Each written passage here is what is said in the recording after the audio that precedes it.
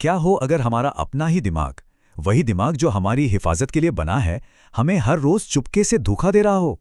हाँ, ये एक चौंकाने वाला ख्याल है, लेकिन यही इस पूरी बातचीत का सेंट्रल आइडिया है। देखिए, हमारा दिमाग हमें बचाने के लिए बना है, सही बात है, पर ऐसा करते हुए वो सिस्टमैटिक तरीके से ऐसे भ्रम बनाता है जिन पर हम बिना सवाल किए ही भरोसा कर लेते हैं। तो फिर सवाल ये उठता है कि क्या हम दुनिया को वैसे ही देखते हैं जैसी वो सच में है, या फिर हम उसे वैसे देखते हैं जैसा हमारा दिमाग हमें उसे देखने देता है। इस किताब का जो सबसे बड़ा सबक है वो यही है कि हम असलियत को सीधे सीधे नहीं देखते। नहीं, हम उसे देखते हैं अपने दिमाग के बनाए हुए शॉर्टकट्स और अपनी गट फीलिंग के चश्मे से। तो चलिए अब इसमें थोड़ा और गहराई से उतरते हैं। ऐसा सोचिए कि हमारे दिमाग के अंदर दो बहुत ही अलग अलग किरदार बैठे हैं, दो ड्राइवर्स जो लगातार हमारी गाड़ी चला रहे हैं, हमारे लिए फैसले ले रहे हैं, और मजे की बात तो ये है कि हमें पता भी नहीं चलता। और इन दो किरदारों से हमारी मुलाकात कराते हैं नोबेल प्राइज विनर डैनियल काहनमैन। वो इन्हें नाम देते हैं सिस्टम 1 और सिस्टम 2। एक है हमारा हीरो जो पलक झपकते ही एक्शन में आ जाता है, एकदम इम्पल्सिव, और दूसरा है एक शांत ऋषि जो हर चीज को सोचने में, समझने में अपना पूरा वक्त लेता है। तो आखिर इन दोनों में फर्क क्या है? और ये फर्क जानना बहुत जरूरी है। देखिए, एक तरफ है सिस्टम 1, हमारा तेज गट फीलिंग वाला हीरो। इसका काम है सर्वाइवल, खतरे को एक सेकंड में भांप लेना। पर इसकी एक प्रॉब्लम है, ये इतनी जल्दी में रहता है कि अक्सर गलत नतीजों पर कूद पड़ता है। और फिर दूसरी तरफ है सिस्टम 2, जो धीमा है, लॉजिकल है। इसकी असली ताकत है सोच समझकर दलील के साथ फैसला लेना। लेकिन इसकी भी एक बहुत बड़ी कमजोरी है, ये महाआलसी है और बहुत जल्दी थक भी जाता है। ये है सिस्टम 1 की आवाज, सोचो मत, बस रिएक्ट करो। कभी हुआ है ऐसा कि गाड़ी चलाते चलाते अचानक बिना सोचे ब्रेक लगा दिया हो, या रात के अंधेरे में किसी आवाज से एकदम चौंक गए हो? वो सिस्टम 1 था जो बचाने के लिए फौरन हरकत में आ गया। और फिर आती है सिस्टम 2 की धीमी, शक करने वाली आवाज। ये वो हिस्सा है जो पहले रिएक्शन के बाद पूछता है, रुको, एक मिनट, क्या ये सच में सही है? ये दिमाग का वो जासूस है जो पहली गट फीलिंग पर सवाल उठाता है और सबूत मांगता है। तो अब देखते हैं कि ये सब असल जिंदगी में कैसे काम करता है। सिस्टम 1 के जो ये शॉर्टकट्स हैं वो हमारी रोज की जिंदगी में कैसे बहुत मजबूत लेकिन अक्सर गलत भ्रम पैदा कर देते हैं। मतलब हमारा ऑटोमेटिक दिमाग ऐसी सच्चाइयां घड़ता है जो हमें 100% असली लगते हैं। जैसे सोचकर देखिए, किसी को बहुत कॉन्फिडेंस से बोलते हुए सुना, पहली चीज दिमाग में क्या आती है? सिस्टम 1 ज्यादा टाइम नहीं लेता, वो फौरन एक फैसला सुना देता है। और वो फैसला, या यूं कहें कि वो भ्रम, ये होता है, अरे ये तो सही बोल रहा होगा।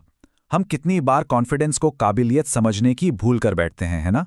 ये सोचे बिना कि इस कॉन्फिडेंस के पीछे कोई दम है भी या नहीं। अच्छा, एक और उदाहरण लेते हैं जो हम सब रोज देखते हैं। कोई बहुत महंगी चीज देखी, सिर्फ उसकी कीमत देखकर दिमाग में पहली बात क्या आती है? और तुरंत दिमाग में ये भ्रम पैदा होता है, ये तो पक्का बेहतर ही होगी। बस यही दिखाता है कि कैसे एक छोटा सा दिमागी शॉर्टकट हमारी जेब पर भारी पड़ सकता है। क्योंकि हम क्वालिटी चेक करने की मेहनत नहीं करना चाहते, हम आसान रास्ता चुनते हैं। अब इन दिमागी भ्रमों के पीछे ना कुछ खास तरह के बायसेस काम करते हैं, जैसे कि हेलो इफेक्ट। मतलब किसी की एक अच्छी क्वालिटी देखी और मान लिया कि वो हर चीज में अच्छा होगा। या फिर एंकरिंग, जहां हमें जो पहली जानकारी मिलती है हम उसी से चिपक जाते हैं। लॉस अवर्जन, यानी कुछ खोने का डर जो हमसे गलत फैसले करवाता है। और कंफर्मेशन बायस, जो हमें सिर्फ वही चीजें देखने देता है जो हम पहले से मानते हैं। कुल मिलाकर बात यह है कि हमारे दिमाग को सच्चाई से ज्यादा आराम पसंद है। और कहनेमैन की एक लाइन इस पूरी प्रक्रिया को खूबसूरती से समझाती है, जो आप देखते हैं बस वही सब कुछ है। इसका मतलब क्या है? इसका मतलब यह है कि हमारा दिमाग अधूरी जानकारी से ही पूरी कहानी बना लेता है, और वो ये मानकर चलता है कि जो उसे दिख रहा है उसके बाहर कोई दुनिया है ही नहीं। तो सवाल यह है कि ये सब जानना जरूरी क्यों है? वो इसलिए क्योंकि ये दिमाग के खेल सिर्फ किताबों की बातें नहीं हैं। ये वो अनदेखे हाथ हैं जो चुपचाप हमारी जिंदगी के बड़े बड़े फैसलों की स्टीयरिंग व्हील घुमा रहे हैं। और ये सिर्फ कोई थ्योरी नहीं है। सोचिए, ऑफिस में लिए गए फैसले, हमारे फाइनेंशियल इन्वेस्टमेंट्स, हम किसे डेट करते हैं या किससे शादी करते हैं, और यहां तक कि हम इलेक्शन में किसे वोट देते हैं, इन सब पर हमारे इन दो सिस्टम्स का गहरा असर होता है। होता क्या है कि अक्सर सिस्टम 1 यानी हमारी भावनाएं फैसला ले लेती हैं, और हमारा लॉजिकल सिस्टम 2 वो बेचारा बाद में आकर बस उस फैसले को सही ठहराने के लिए कहानियां गढ़ता रहता है। तो फिर इसका हल क्या है? इस ऑटो पायलट मोड से कंट्रोल वापस कैसे लिया जाए? इसका पहला और सबसे ज़रूरी कदम है अवेयरनेस। बस ये समझ लेना कि हमारा दिमाग डिफ़ॉल्ट मोड में शॉर्टकट ही लेता है, यही बात हमें इन पैटर्न्स को तोड़ने की ताकत देती है। तो अपने सोचने के तरीके को साफ और बेहतर कैसे बनाया जाए? यहाँ 3 बहुत ही आसान से कदम हैं।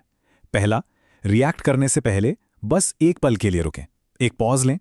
दूसरा, खुद से पूछें, ये जो मैं महसूस कर रहा हूं, ये कोई भावना है या सिर्फ एक अजम्पशन, एक बनी बनाई धारणा? और तीसरा, जो जवाब बहुत आसानी से मिल जाएं, उनसे हमेशा सावधान रहें। ये छोटे छोटे कदम हमारे आलसी सिस्टम 2 को जगाने और बेहतर फैसले लेने में हमारी मदद करते हैं। और आखिर में इस किताब का सबसे बड़ा और सबसे गहरा सबक यही है कि असली समझदारी तेजी से सोचने में नहीं है, बल्कि ये जानने में है कि कब धीमे होना है। असली जीत किसी और को हराने में नहीं, बल्कि अपने दिमाग के काम करने के तरीके को समझने में है। तो अगली बार जब कोई बड़ा फैसला लेने की बारी आए, तो खुद से एक सवाल जरूर पूछना, ये फैसला कौन ले रहा है, मेरा तेज और इम्पल्सिव सिस्टम 1 या मेरा धीमा और समझदार सिस्टम 2?